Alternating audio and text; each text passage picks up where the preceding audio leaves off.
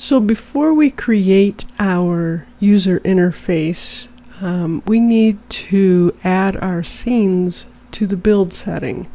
Very simple process. We're not actually building the game as you have done in a previous class. We're just adding the scenes. So we will go to File, Build Setting. Your build settings will open. You're just going to open your Scenes folder in the Assets. Select all your scenes. You can drag over them or click one and shift click on the other. Just drag them up into the settings. Now you want to make sure they're in order, because in this order is how your game will build, and I don't want the lose scene to be that particular scene that people see when they first start the game. So what I want is the welcome scene, which I just click and drag. Then the next scene will be the game itself. And then you can have the win and lose. Now these two particular scenes can be in either order. So that's not too important, those last two scenes, but the first two are very important. Your welcome should be first, and your game second. So now we can just close this build setting because it's in there. We don't need to build or run. We could just close this because we've added our scenes. So next, let's go ahead and work on the welcome scene. So if it's not opened, just double click your scene and you will see up at the top that your welcome scene is open. So once you've opened your welcome scene, you want to make sure that there's a background color for, you can use an image, you can use whatever it is you'd like to use, but preferably easiest to learn is the background color. So you select your main camera and you come over to the clear flags and you make a solid color and you choose a contrasting color for what you're going to use with your words, your text. So once you've done that, you just want to add your user interface, which is a game object. So you want to select game object, UI for user interface, and text. Once the text appears, you want to name that text. I'm going to name it the game title. Then I want to center my text. So remember this little target thing here, and if you shift also sets pivot, alt also sets position. So if I shift and alt, I can actually set that dead center to the screen. So I'm holding down my shift and my alt and I'm selecting my center target. Let go. I'm going to come down a little further here and decide what it is I want to do with this text. Well, one, I want to give it a name, my game title. So I'm going to call it The Game. And then I will select my font. Now you learned how to bring your fonts over in another class. If you have forgotten how to do this, let me know and I'll help you out. So I'm going to use this Planet B font, so I'm just going to double click on it, adds it in, and I think I'm going to make it pretty large. I think I'll go 60 here because I want the title to be like, boom, there's the title. So line spacing is good. As you can see, my font kind of disappeared here. So I do want to make sure it's centered, but when I come over to the horizontal overflow and the vertical overflow, I want to select overflow on each of these. That's very important, or you lose the text in there. Now I'm not adding any material to my text, but I do want to change the color to something that's kind of in my game, something that is there, and my game actually has a lot of pink and purple. Imagine that. So I'm going to select this pink option here, and that looks pretty good, and then just close this. And I should be good to go with the game. In fact, I'm going to select Run just to check. Looks pretty good, I think. So now I want to add some instructions. I want to give the people something that they understand what they have to do. So very simple, because I already have something centered, I'm going to select Game Object and Control D to duplicate that. Duplicate the text. So I've duplicated it, and guess what? I can just move it down a little. I'm already on the Move tool. I can move it down, move it up, I don't care. So I'm going to move it down and get a different font. So first things first is I want to change the font and the size.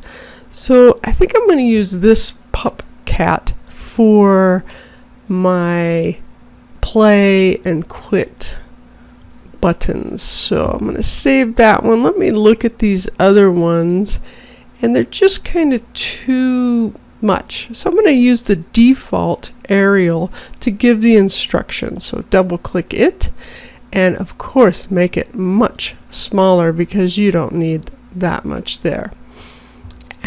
And of course, if you didn't rename this, rename it. So it is my instructions, and then I state here what the instructions are.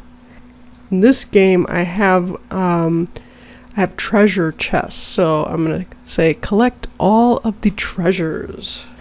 Now I have it. I'm going to take a look in my run mode, and I'm still going to add something down here, and I want this to look a little different. So I think I'm going to change the color and move them up a bit, because I still have to add that play and quit option.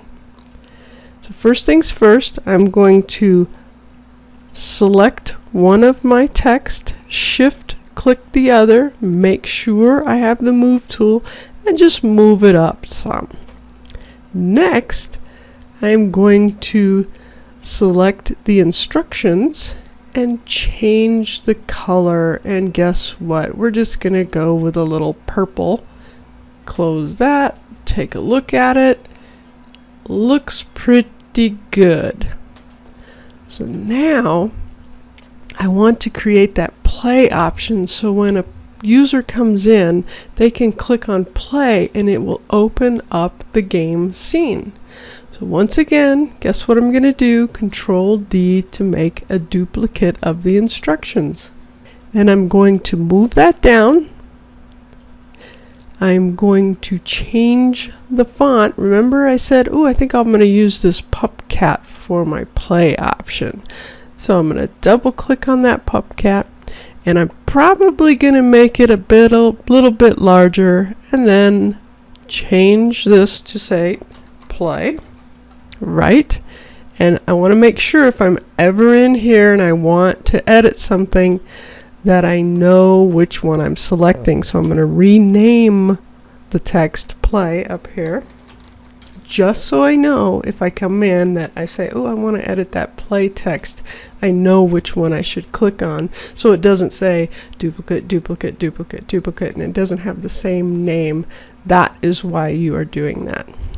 I want my play option to be pretty, here, click this kind of a thing. So we have this little pink and purple, so I think I will make it kind of a white color, so people know that that's something, look here, look what I'm doing.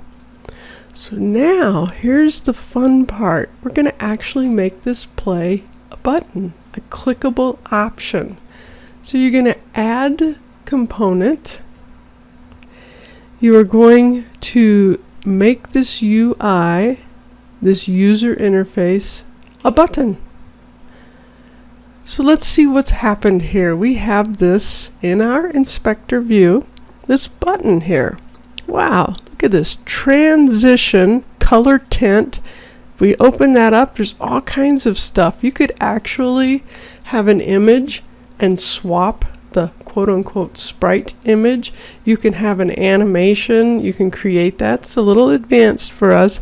we're just going to leave it to color tint. So the normal color is going to be the white, which means that's what it looks like.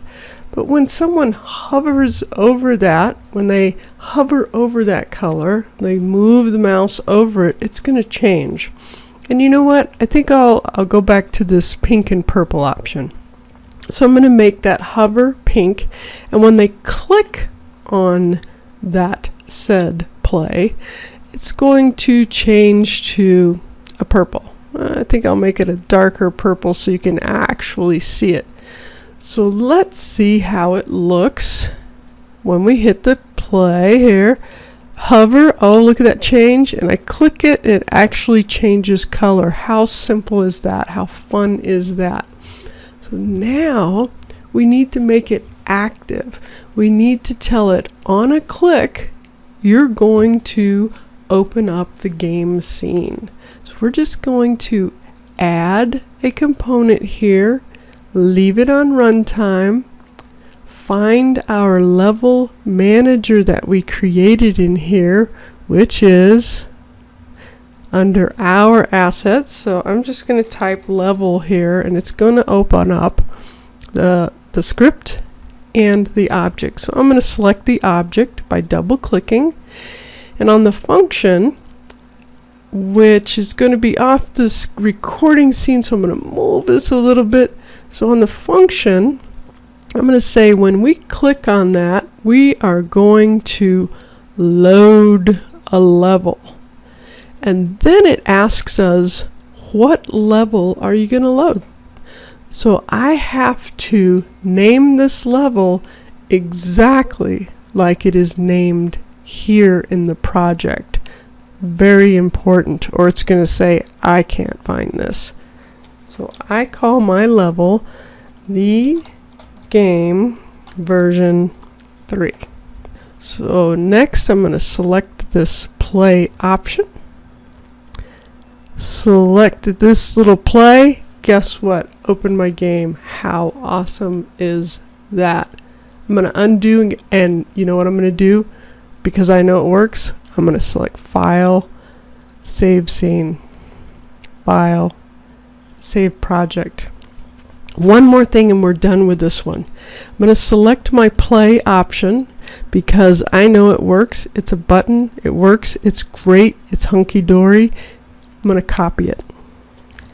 What is it? It's Control D. And I'm going to name this one Quit. So we are going to quit the game. If this option is selected, we're going to quit. Make sure it can be seen.